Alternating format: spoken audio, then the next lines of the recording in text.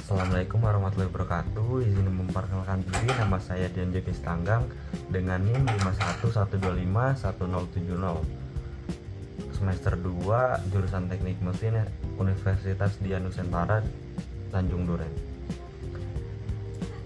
Di sini saya akan mempresentasikan materi mengenai kecurangan akademik kasus Jogja UTBK dalam perspektif pendidikan karakter.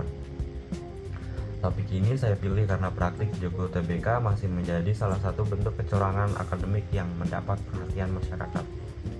Kasus ini tidak hanya melanggar aturan dalam proses seleksi masuk perguruan tinggi, tapi juga menunjukkan pentingnya penanaman nilai karakter, khususnya kejujuran dan tanggung jawab. Nah, mari kita mulai dari latar belakang. UTBK atau ujian tulis berbasis komputer merupakan salah satu jalur seleksi masuk perguruan tinggi negeri yang dirancang untuk mengukur kemampuan akademik peserta secara objektif dan adil. Namun, di tengah ketatnya persaingan untuk memperoleh kursi di perguruan tinggi, masih ditemukan berbagai bentuk pelanggaran. Salah satunya adalah praktik Jogja UTBK, yaitu tindakan menggantikan peserta ujian dengan orang lain yang memiliki kemampuan akademik lebih baik. Tindakan tersebut memberikan keuntungan yang tidak semestinya bagi pelaku sekaligus merugikan peserta lain yang mengikuti seleksi secara jujur. Selain itu, praktik ini juga dapat menurunkan kepercayaan masyarakat terhadap sistem seleksi yang seharusnya menjunjung tinggi prinsip keadilan. Melalui presentasi ini, terdapat beberapa tujuan yang ingin dicapai. Pertama, mendeskripsikan kasus Jogja UTBK sebagai bentuk kecurangan akademik. Kedua, menganalisis kasus tersebut berdasarkan teori pendidikan karakter. Ketiga, menjelaskan strategi yang dapat dilakukan untuk mencegah terulangnya kasus serupa. Dan yang terakhir, meningkatkan kesadaran mengenai pentingnya integritas dalam dunia pendidikan. Selanjutnya, kita masuk ke deskripsi kasus. Dalam praktiknya, Jogja UTBK dilakukan dengan cara menggantikan peserta asli menggunakan identitas yang telah dimanipulasi atau melalui berbagai cara untuk menghindari proses verifikasi. Tujuannya tentu agar peserta memperoleh nilai tinggi tanpa mengandalkan kemampuan sendiri. Dampak dari tindakan ini tidak hanya dirasakan oleh pelaku, tapi juga oleh masyarakat secara luas. Praktik tersebut menghilangkan kesempatan bagi peserta yang benar-benar layak, merusak kredibilitas sistem seleksi, serta menanamkan anggapan bahwa keberhasilan dapat dicapai melalui cara yang tidak jujur. Apabila dianalisis menggunakan teori pendidikan karakter, Thomas Lickona menjelaskan bahwa karakter yang baik terdiri atas 3 unsur, yaitu moral knowing, moral feeling, dan moral action.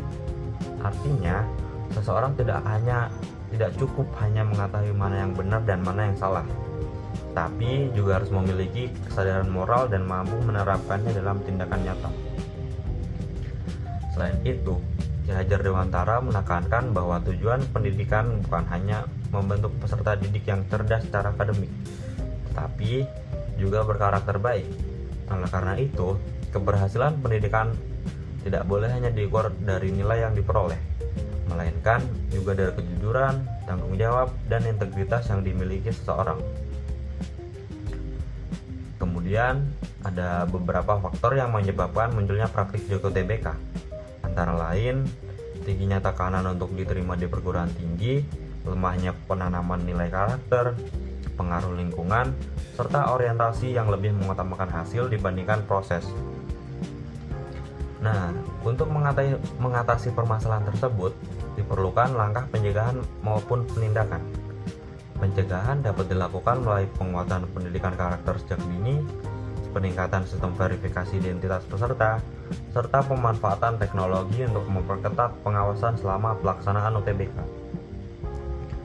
Di sisi lain, penegakan aturan juga harus dilakukan secara konsisten melalui pemberian sanksi yang tegas kepada pelaku. Dengan demikian, diharapkan muncul efek jera sekaligus meningkatkan kesadaran bahwa kejujuran merupakan bagian penting dalam dunia pendidikan. Sebagai penutup, Dapat disimpulkan bahwa praktik JOTBK merupakan bentuk kecurangan akademik yang mencerminkan lemahnya karakter, khususnya dalam aspek kejujuran dan tanggung jawab. Oleh karena itu, upaya penyelesaiannya harus dilakukan secara menyeluruh, tidak hanya melalui penindakan, tapi juga melalui penguatan pendidikan karakter serta pembentukan budaya integritas di lingkungan pendidikan.